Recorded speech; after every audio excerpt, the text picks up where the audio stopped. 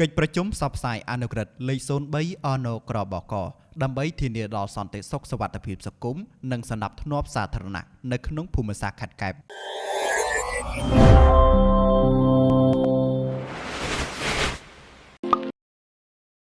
ដើម្បីឆ្លើយតបទៅនឹងការដាក់ចេញនៅវិធានការរបស់រាជរដ្ឋាភិបាលស្ដីពីការប្រយុទ្ធប្រឆាំងអំពើឆបោកតាមប្រព័ន្ធបច្ចេកវិទ្យាអនឡាញ Scam រដ្ឋបាលខេត្តកែបនៅព្រឹកថ្ងៃទី9ខែមីនាឆ្នាំ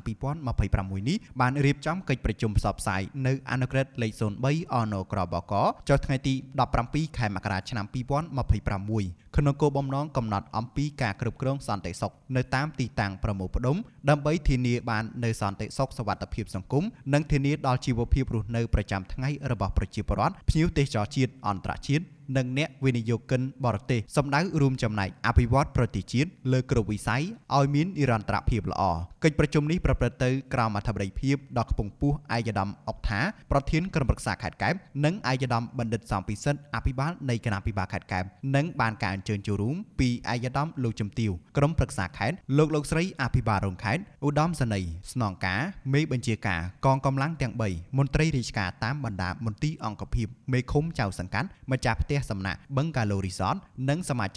ជិកានៃអង្គពិធីទាំងមូលសរុបប្រមាណជាង300នាក់មានប្រសាសន៍លើកឡើងនាឱកាសនោះឯកឧត្តមបណ្ឌិតសំពិសិដ្ឋបានសង្កត់ធ្ងន់ថាដើម្បីរក្សាបាននូវសុខសុវត្ថិភាពនិងសុខដុមរមនាដល់ការរស់នៅរបស់ប្រជាពលរដ្ឋរាជរដ្ឋាភិបាលបានគិតគូរខ្ពស់ដោយបានដាក់ចេញនៅអនុក្រឹត្យបទបញ្ជាផែនការណែនាំជាបន្តបន្ទាប់ព្រមទាំងកម្លាំងសន្តិសុខសណ្ដាប់ធ្នាប់គណៈបញ្ជាការគ្រប់លំដាប់ថ្នាក់បានដឹកនាំអនុវត្តយ៉ាងសកម្មសម្ដៅបោះសម្អាតលុបបំបាត់ឲ្យបាននៅរាល់បទល្មើសផ្សេងជាពិសេសលើបញ្ហាបទល្មើសឆបោកតាមប្រព័ន្ធបច្ចេកវិទ្យាអនឡាញ Scam នៅទូទាំងព្រះរាជាណាចក្រកម្ពុជាដើម្បីគាំទ្រដល់យន្តការខាងលើគណៈបញ្ជាការឯកភាពរដ្ឋបាលខេត្តកែបក៏បានដាក់ចេញនៅផែនការលេខ005/26ផកចុះថ្ងៃទី5ខែមីនាឆ្នាំ